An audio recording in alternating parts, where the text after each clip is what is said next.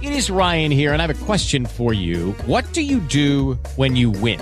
Like, are you a fist pumper, a woo-hooer, a hand clapper, a high fiver? I kind of like the high five, but if you want to hone in on those winning moves, check out Chumba Casino. At ChumbaCasino.com, choose from hundreds of social casino-style games for your chance to redeem serious cash prizes. There are new game releases weekly, plus free daily bonuses. So don't wait. Start having the most fun ever at ChumbaCasino.com. No purchase necessary. VGW Group. Void where prohibited by law. See terms and conditions. 18+.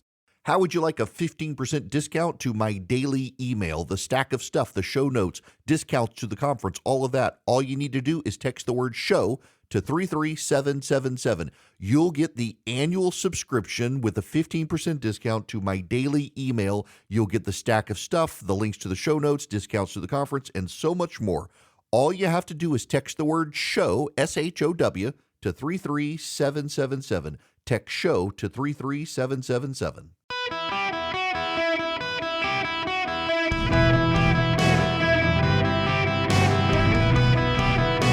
Welcome to the Eric Erickson Show podcast, Hour 3.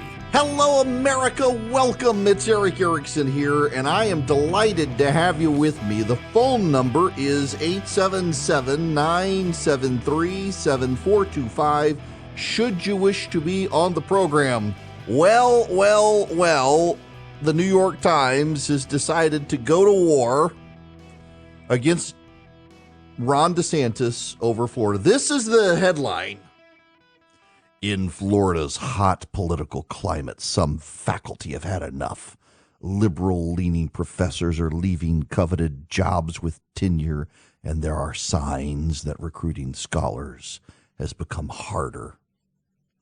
That's it. It's the New York Times. Sounds like a win for DeSantis, does it not? The left-wing professors leaving campus. This is Stephanie Saul.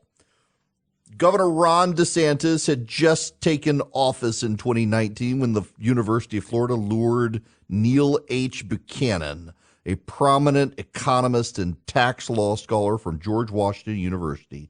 Now, just 4 years after he started at the university, Dr. Buchanan has given up his tenured job and headed north to teach in Toronto. Wait a second. He's leaving for Canada? In a recent column on a legal commentary website, he accused Florida of open hostility to professors and to higher education more generally. He's not the only liberal-leaning professor to leave one of Florida's highest-regarded public universities. Many are giving up coveted tenured positions and blaming their departures on Governor DeSantis and his effort to reshape the higher education system to fit his conservative principles. The Times interviewed a dozen academics, that would be 12 for those of you in Rio Linda, in fields ranging from law to psychology to agronomy, who have left Florida public universities or given their notice, many headed to blue states. While emphasizing that hundreds of top academics remain in Florida, a state known for its solid and affordable public university system, they raised concerns that the governor's policies have become increasingly untenable for scholars and students. The University of Florida said its turnover rate is not unusual and remains well below the 10.57% national average. Hiring, it said, has also outpaced departures. Florida State University and the University of South Florida released similar figures. Governor DeSantis' office did not respond to requests for comment, but Sarah Lynn, chair-elect of the University of Florida's Faculty Senate, said little has changed except that her campus has become the focus of national politics. Most people who leave, she said, do so for reasons that have nothing to do with politics. Florida isn't really a unique scenario when it comes to the politicization of higher education, said Dr. Lynn, who teaches in the Department of Family, Youth, and Community Services. It's a beautiful state to live in, and we have amazing students, so we're staying. Data from several schools, however, show departure rates have ticked upward. At the University of Florida, overall turnover went from 7% in 2021 to 9.3% in 2023, according to figures from the university. A report by the Faculty Senate at the University of Florida found some departments hit hard. The School of Arts, including art, music, and dance, struggles to hire or retain good faculty and graduate students in the current political climate. In liberal arts, faculty of color have left. Dananya C. Wright, a law professor who currently chairs the Faculty Senate, says she sees job candidates avoiding the state. At Florida State University, the Vice President for Faculty Development, Janet Kistner, commented during a faculty senate meeting in September that the political climate in Florida has contributed to an upswing in faculty turnover, with 37 professors leaving for reasons other than retirement. Paul Ortiz, a history professor at the University of Florida and a former president of the faculty union, is leaving after 15 years to go to Cornell. Walter Boot, a psychology professor who secured millions of dollars for Florida State in grants, is headed to Weill Cornell Medicine in New York, and he will continue developing technology for the elderly. Hope Wilson, who was a professor of education at the University of North Florida in Jacksonville, had served as an advisor to the school's Pride Club and worked with LGBTQ centers. She said she's particularly objected to what she regarded as intrusive requests from the state on information on everything from how students have received transgender care to expenditures for DEI. Florida isn't a state where I can raise my family or do my job. She's gone to Northern Illinois. How is it a bad thing that a group of pathologically progressive professors in Florida have decided to leave the state? How is it a bad thing? I don't understand how it's a bad thing. You've got a LGBTQ DEI advisor who's moving to Illinois, so? You got a history professor who's like, I just can't tolerate the conservatism of the state. It makes you wonder what they're teaching in class. If they're that obsessed with politics, they got to leave Florida. But by the way, Ben Sasse, remember him? Former senator from Nebraska. He's now the president of the University of Florida. He says that the New York Times, in this agenda-driven piece, has really mischaracterized a lot of it. He sent out a Twitter thread. How embarrassing folks decided to pass this narrative-driven nonsense off as journalism, which is actually a genuinely important calling. New York Times readers deserve better. And he went on from there to note that what they're talking about, the retention rate at the University of Florida, a lot of it involves the medical school doctors who are transferred back to private practice. Let me just read you some of this. Today's dishonest clickbait about faculty supposedly leaving the University of Florida deliberately downplays facts to get another boring cookie-cutter political narrative. University of Florida has a great story, but since facts don't fit the New York Times predetermined goal, they skate past them. Let's run through some of them. The University of Florida employs over 4,000 faculty each year. Folks come and go, retirements, new jobs, etc. The attrition rate is below the 10.6 national average. That isn't something we say, it's a fact. In 22, it was 8.6%. In 23, it was 9.3%. Here's the thing. Our percentages get even better if we account for medical professors moving to private practice. The University of Florida is proud to operate a top 3 health system in Florida. Health care tends to be a higher turnover rate. So our academic turnover is even lower than the 9.3% number. The biggest source of turnover isn't politically disaffected professors, but doctors who decide to go make money in the private practice. We gave the Times the breakdown of turnover by college, but they weren't interested because their political narrative trumped the actual facts. It gets better. Over the past 7 years, with the exception of 1 year during COVID, the University of Florida had annually hired far more faculty than left. In fiscal year 2017, we hired 520 professors. In 2022, it was 560. In this year, it'll be 606. Basically unrivaled, but who cares about reality? Across higher education, folks know we're hiring lots, and our new hires average far more output than those departing.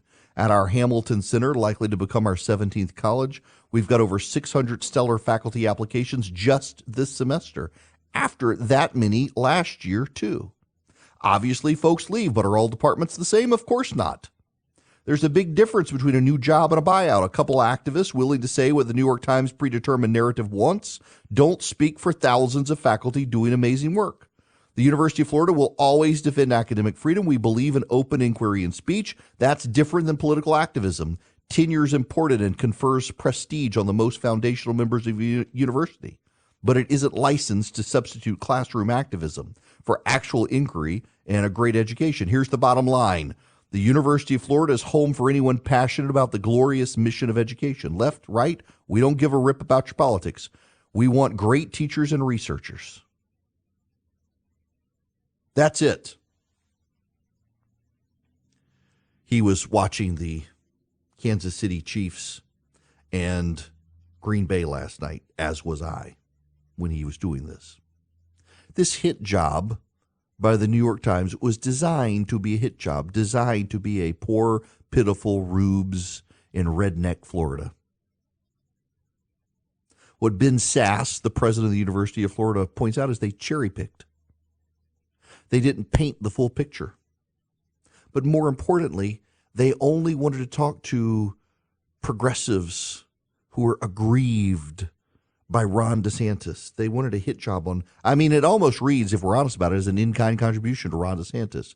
You mean pathological progressive professors are ditching tenure and abandoning the state of Florida, filling out positions with more conservative people replacing them? That's not a bad thing, people.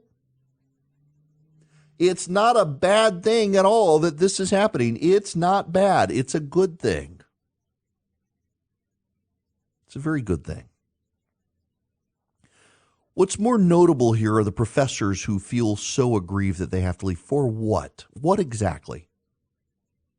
What exactly has happened? DEI is less appreciated.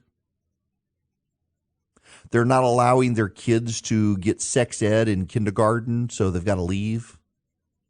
That's what this is about. The university system in Florida hasn't really been shaken up by Ron DeSantis' reforms. His reforms have focused on elementary schools. To the extent that the university system has, it's they've picked one school to shake it up and turn it into a bastion of conservative education like Hillsdale College. And what's wrong with Hillsdale? Hillsdale turns out brilliant minds every year. I know a lot of them. The problem here is that there are pathological progressive professors who believe that the academy is their preserve, where they get to run free and do whatever they want unchecked despite being taxpayer funded. And Ron DeSantis has said they can't get away with it. Remember, they didn't like having Ben Sasse at the University of Florida because he was a Republican, a conservative, a Christian, explicitly so. Ben Sasse quibbles with me when it comes to the Augustine theology. He's reformed. He's a great guy, by the way, Ben Sasse. I really like him. But he'll take me to task sometimes and think I've deviated too far. He holds me accountable. I'll hold him accountable. He's a fantastic guy. And these progressive professors were opposed to having him become the president of the University of Florida. They just don't like it when non-progressives, quote unquote, invade their space. They don't want to share the academy. It's the least diverse institution in the country intellectually. And so here comes Ron DeSantis, who decides to make the university system diverse, and they're having a coronary about it. They're upset about it. They don't like the idea of it. They don't like it. And so the New York Times spins a narrative that's not true, a narrative that everybody's fleeing Florida because it's gotten too conservative. The data doesn't hold up, but the New York Times doesn't care because the job of the writers of the New York Times is to tell the left what they believe. They don't want to educate them. They don't want to teach them anything new. They want to tell them what they already believe and provide them stories to bolster their case. You'll have progressives say, what about this story? Look at all these professors the New York Times interviewed leaving Florida. The University of Florida by itself has over 4,000 teachers. The New York Times in the entire state of Florida, the entire university system of Florida, not the University of Florida, where there are 4,000, but in the entire university system of Florida, the New York Times interviewed 12 professors who told them exactly what they wanted to hear and then cherry-picked the information to concoct a story to tell the left. What they didn't do is tell the truth. Guys, if you're a small, mid-sized business, you're struggling with HR issues, you have employees not showing up, or you got to do a termination, you need onboarding of employees, maybe there's a sexual harassment complaint. You want an HR manager. You don't want to be the bad guy with your employees. Bambi can play the role of HR for you. $99 a month, available by phone, email, real-time chat. They do onboardings, terminations. They help your team members get to peak performance, and your business stays compliant with changing HR regulations, regardless of which state. They're great. Now, they're U.S.-based. You got somebody to talk to who's dedicated to your team. They give you access to HR expertise, and they add personal touches. So even though they're outsourced by your company, they really feel like they're a part of your team. That matters. Go to Bambi.com right now. Type in Eric Erickson under podcast. When you sign up, it'll help my show. Bambi.com, Bambee.com, Bambi.com, Eric Erickson in the podcast tab. Judy was boring. Hello. Then Judy discovered ChumbaCasino.com. It's my little escape. Now Judy's the life of the party. Oh, baby, mama's bringing home the bacon. Whoa, take it easy, Judy. The Chumba life is for everybody. So go to ChumbaCasino.com and play over 100 casino-style games. Join today and play for free for your chance to redeem some serious prizes. ChumbaCasino.com. No purchase necessary. Void where prohibited by law. 18 plus terms and conditions apply. See website for details. Hello there. Welcome.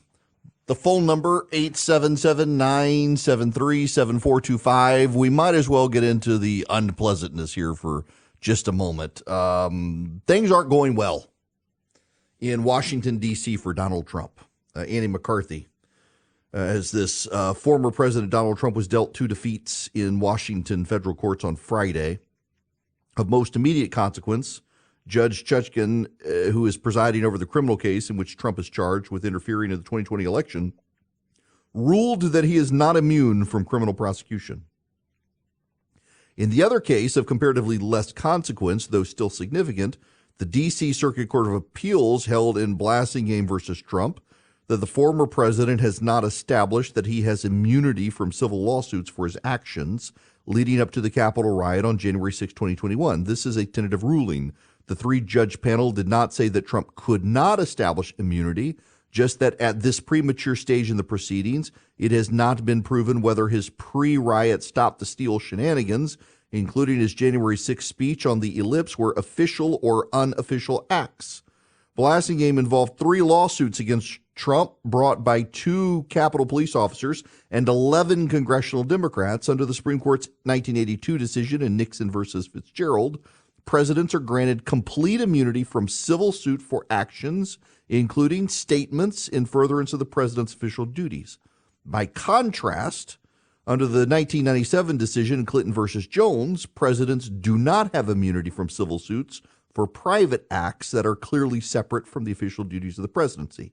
Such unofficial acts were deemed to include strictly political tasks, such as cutting campaign ads, but the panel was equivocal, conceding the extraordinary breadth of the chief executive's duties, such that even ostensibly unofficial actions could be substantively official. Judge Chutkan's ruling on the question of immunity from criminal prosecution is more significant and could determine the viability of Trump's 2024 presidential bid. Her 48-page opinion, United States versus Donald Trump, rejected the president's claims that the First Amendment barred his prosecution by the Justice Department. The case involves the criminal charges related to 2020. I don't know that Smith's case holds up well on appeal over time. The fraud, obstruction, civil rights offenses, I don't know that the Supreme Court's going to sustain a fraud on government charge when the alleged fraud isn't financial. I don't know that the Supreme Court is going to uphold some sort of corruption of elections process. But at the same time, that stuff has to get worked out on appeal over time. And I think there's growing likelihood that a jury in D.C. finds Trump guilty and then comes back and the Supreme Court tosses out like the Bob McDonald case. Now, let me tell you about Patriot Mobile. Patriot Mobile is rallying conservatives around the country to conservative candidates battling wokes on school boards and for conservative causes. They want you on their team. All you have to do is go to patriotmobile.com/Eric and move your cell phone service to them. patriotmobile.com/Eric. You just move your cell phone service to them. They give you guaranteed great service, and they're probably using the same cell towers you're already using. You can even keep your existing phone number if you want, or get a brand new phone number if you're even bothered. Or you can also call them at 972-PATRIOT and tell them I sent you. And you will get free activation with my name, 972-PATRIOT. They have 100% U.S.-based customer service, and you get great discounts if you're a veteran or a first responder. Even if you're a teacher or an NRA member, you get discounts with them. They want to save you money. They want to give you guaranteed great service. And as their profits grow, they donate to the causes you care about. The Second Amendment, the pro-life cause, conservative parents battling wokes. PatriotMobile.com/Eric. PatriotMobile.com/Eric. You can also call them 972-PATRIOT. Tell them I sent you. PatriotMobile.com/Eric. Go check them out today. Move your cell phone service to them. With the Lucky Land Slots, you can get lucky just about anywhere. This is your captain speaking. We've got clear runway and the weather's fine, but we're just going to circle up here a while and get lucky. No, nothing like that. It's just these cash prizes add up quick. So I suggest you sit back, keep your tray table upright, and start getting lucky. Play for free at LuckyLandSlots.com. Are you feeling lucky? No purchase necessary. Void where prohibited by law. 18+ terms and conditions apply. See website for details. Hello, welcome. It is Eric Erickson. I'm gonna brag on myself, but I can only do so cryptically. I put thought into my wife's Christmas present this year. I put a lot of thought into it, and it has taken months, but it's ready. But I can't say anything because somebody will rat me out to her as to what I've done. And it's just so you understand, I'm terrible with surprises. I am really, really bad with surprises. I have a hard time keeping a secret. I had a teacher one time, and he had been a Navy SEAL and then worked for the CIA. And he always told us that you should never, ever, ever keep secrets.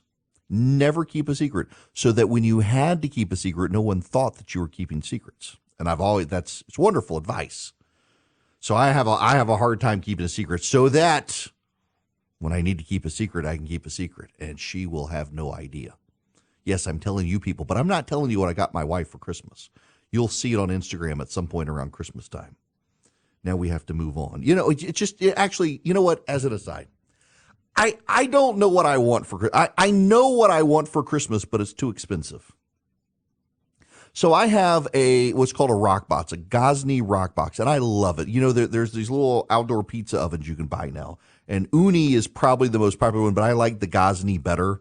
Really like the Ghazni a lot better, and they make now the Ghazni Dome. And I've been up. There's a company north of Atlanta, the Atlanta Grill Company, and I've gotten some stuff from them, and I've been up there, and the main reason I went up there the first time is I wanted to see the Ghazni Dome because I thought I wanted one.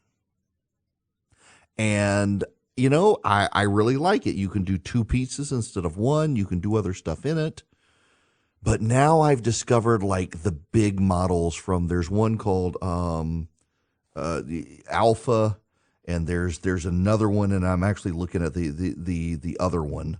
The other company is an Italian company, and they make big outdoor pizza ovens, portable ones. But there's one you can do like 4 pizzas in. See, this is my problem, is I like to do Neapolitan-style pizzas for the family.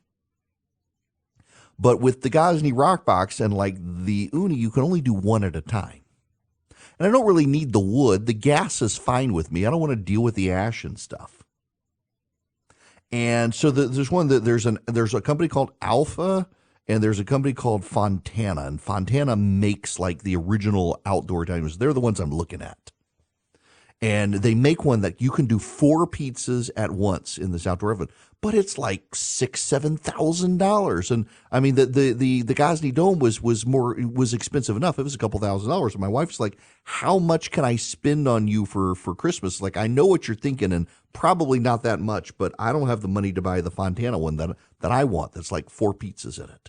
It's a big thing. I need to save up money for it. Don't want to put it on a credit card. But then that gets me to, I don't know what I want for Christmas. I think, is it possible? So I'm one of those like people pleaser people, and I know I'm a people pleaser person. I know I am. I don't like to tell people no. It's why I have like an entire wall of human beings on my payroll that you have to get through to get to me, because if you get to me, I'm probably going to tell you yes. Even if I don't want to do it, I've got like this pathological need to please people and tell people yes. And so I have all like, you got to go through Charlie, you got to go through Candace, you got to go through Philip, and they'll tell you no for me because I don't like to tell people no. But in the same way, like, I don't like want to inconvenience people. And so I think I know what I want for Christmas is I just want to go by myself without hurting anybody's feelings to Barnsley Gardens and hit golf balls for a weekend, or go to Las Vegas for a weekend just by myself and hang out and play craps and eat at my favorite Chinese restaurant, and not have to like have an army of people and just let me go like hit golf balls for a weekend by myself. Just, I think that's what I want for Christmas. I don't need anything. See, so this is the problem. I've reached that point in life where if there's anything I want, I can buy it. Now, there are some cookbooks I want. I don't want just generic cookbooks. Like I want the Southern Living 2023 cookbook. I know I want that one. The Pioneer Woman has a new cookbook. I want to get that one. She used to send me copies, and she didn't send me this copy. That's okay. I still love Ree. So I got a couple of cookbooks that I want. I do want that outdoor pizza oven, but I don't want to spend the Christmas money on it because it's really expensive. It's several $1,000s. But I think I just want to go hit golf balls for a weekend. Get a golf lesson with Kyle, the golf pro, who's not at Barnsley anymore. He's moved. I got to go find him. I think that's what I want. But I feel guilty because it's like, it's not that I don't love my family. It's just if my family goes with me, I've also got to feed them and take care of them and do the grocery shopping and make sure they've eaten their food because they'll forget to eat without me. And then I can't just go relax. Am I a terrible person for that? I don't think so, but that's what I want, I think. I'm really struggling with what I want for Christmas, y'all, particularly now that I can just buy what I want whenever I want it for the most part. But I really did think about that Ghazni Dome. And look, I like God. He's a nice guy too. I've met Tom Ghazni just kind of passively through Instagram. We've had pleasant exchanges, and I really love my rock box. But I think I want that Fontana Forney, whatever it is, massive like 4-pizza gas oven that I can wheel around the outside of the house, and I can do a big pizza party. Not that we do parties at my house. We don't have people at our house. We don't like people. We don't have them at the house. Nonetheless, I digress. And then fly fishing.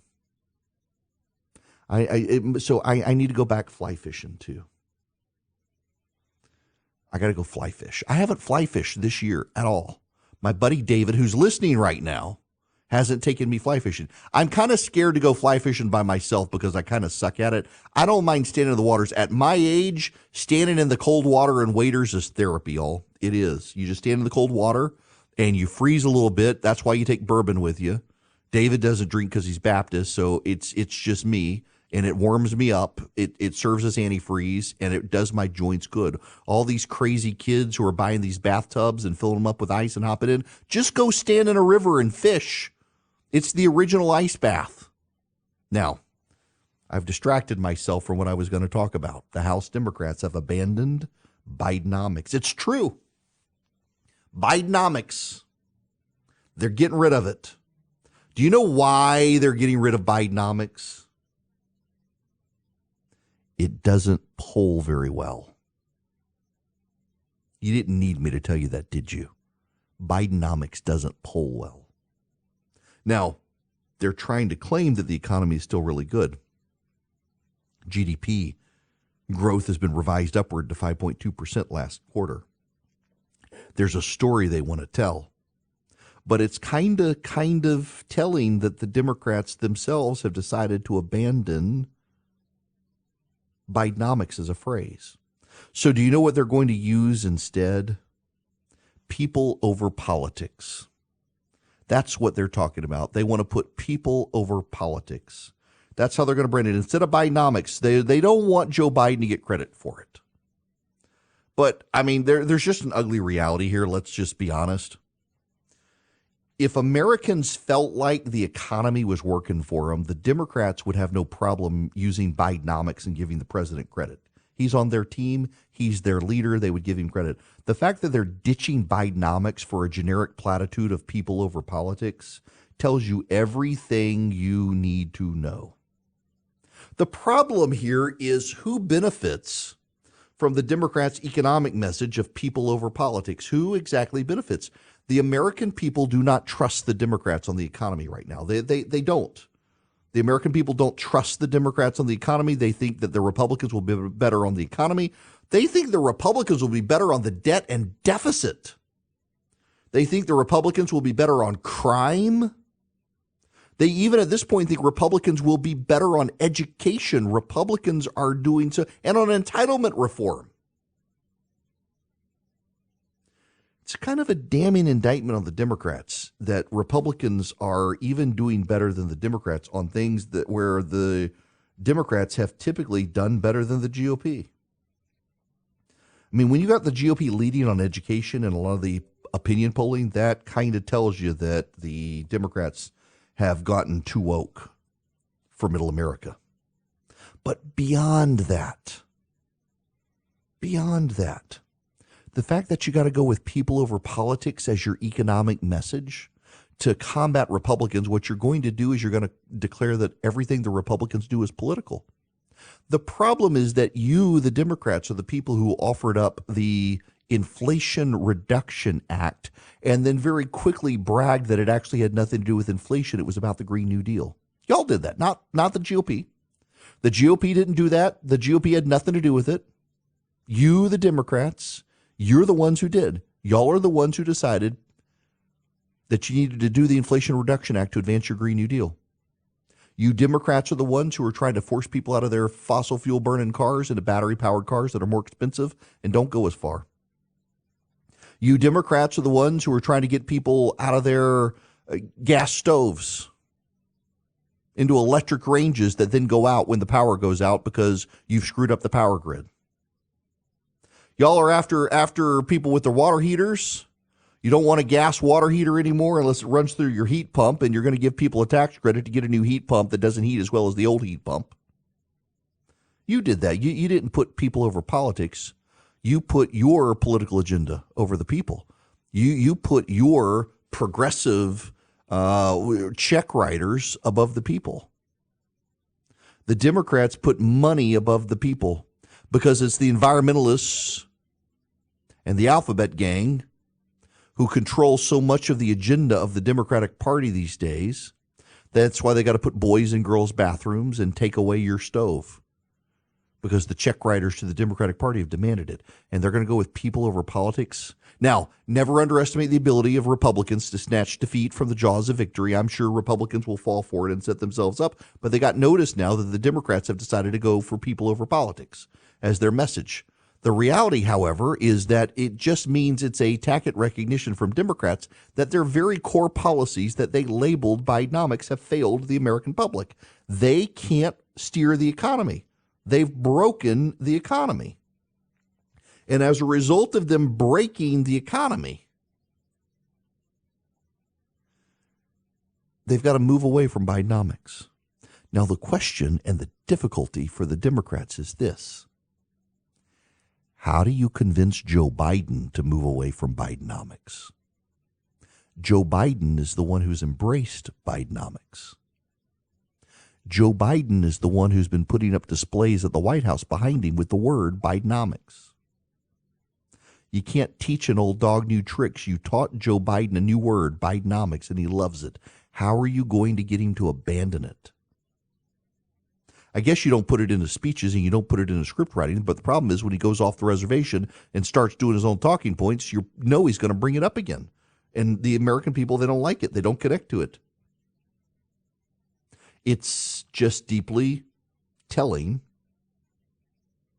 that the Democrats have decided they have to go with a very generic sounding people over politics way of talking about their economic agenda. I mean, they don't even sound like they're not trying to say we brought down costs. We've made life easier. Affordability. Democrats stand for affordability. Nope, it's people over politics. So they'll accuse everything the Republicans do of politics, and everything they do is not politics, except they're politicos. Nobody's going to believe them that they're in it for the people as opposed to the politics, because they're politicians in Washington trying to cling to power. The only people who are going to fall for it are the people who are already going to vote Democrat. Nobody else is going to matter. What's going to matter to people is the price they see at the gas pump and the price they see at the grocery store. And right now, those don't appear to be improving significantly for most people. Sadly, what do we even call Charlie? He's kind of like the programming, head of programming around here for the syndicated show, and he's the jack of all trades when it comes to radio stuff for me and my call screener, and he's daring me to get the pizza oven I want. I can't drop that much coin at one time. But he's got a point. I bet it would be the best pizza maker ever. I bet it would. Fontana Forney, that's the name of it. So the Galana Grill Company, they sell the Alva ones, but I think I want the Fontana Forney one. And my buddy David, who goes fly fishing with me, who taught me how to fly fish, says he's got a buddy who has one of these at his house and loves it. And I don't know. Hey, guys, it is Ryan. I'm not sure if you know this about me, but I'm a bit of a fun fanatic when I can. I like to work, but I like fun, too. It's a thing. And now the truth is out there. I can tell you about my favorite place to have fun, Chumba Casino. They have hundreds of social casino-style games to choose from with new games released each week. You can play for free anytime, anywhere, and each day brings a new chance to collect daily bonuses. So join me in the fun. Sign up now at ChumbaCasino.com. No purchase necessary. VGW. Void where prohibited by law. See terms and conditions. 18 plus. This is not, so my kid apparently is listening right now and texting my wife all the stuff that I'm talking about. I'm sure adding drama to my life right now, Evelyn, making your mom think that why am I telling the world instead of telling y'all, which I was going to do as I try to talk out to my group therapy session here, what I want for Christmas. Yeah, that's y'all do know this is what you are, is you're my group therapy session when I talk about this stuff, because I got to figure out what I want. Some cookbooks. I'll tell you what I really want too. I want one of those Beretta shotguns that doesn't have any recoil. Ah, man, that is also something that I want. Is the, what is it? It's the A something Beretta. It's got the blue. It's the beautiful gun, but it has the blue. My father-in-law has one, and there's no recoil on this shotgun. It's phenomenal. You can use it all day, and there's just, I mean, your shoulder will not hurt. That's the other thing that I know I want. Nonetheless, I digress. My kid is taking notes on me. All right, I got to move on because this is an important subject. Former U.S. ambassador arrested in Florida, accused of serving as a spy for Cuba. You know, we got a guy. His name is Manuel Roca. He's 73 years old. He has served in some capacity as an agent of Cuba's government.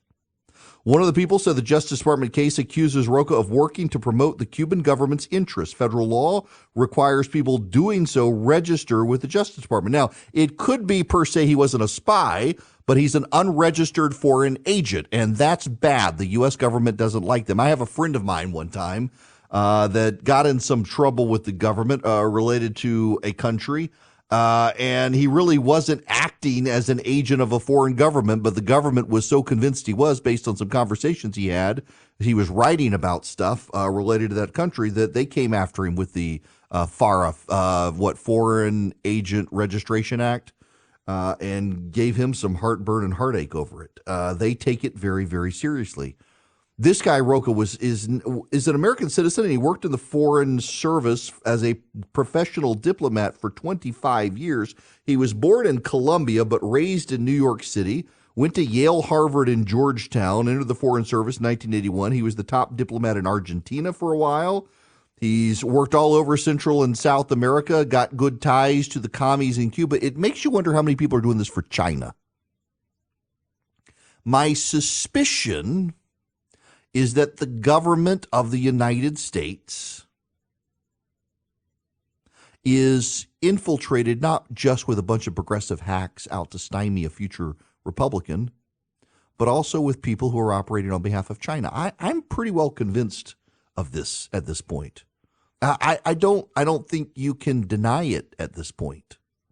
I think more and more what we are going to find in the government as we go on is that we've been infiltrated, and probably the FBI's incompetence. They've been so busy trying to go after January 6 protesters that they haven't been able to go after the people spying for China and Russia and other countries. It's one of the things they should be doing, and they're not. We just, I mentioned the Noah Rothman piece on Friday, that we have forgotten so much as a nation.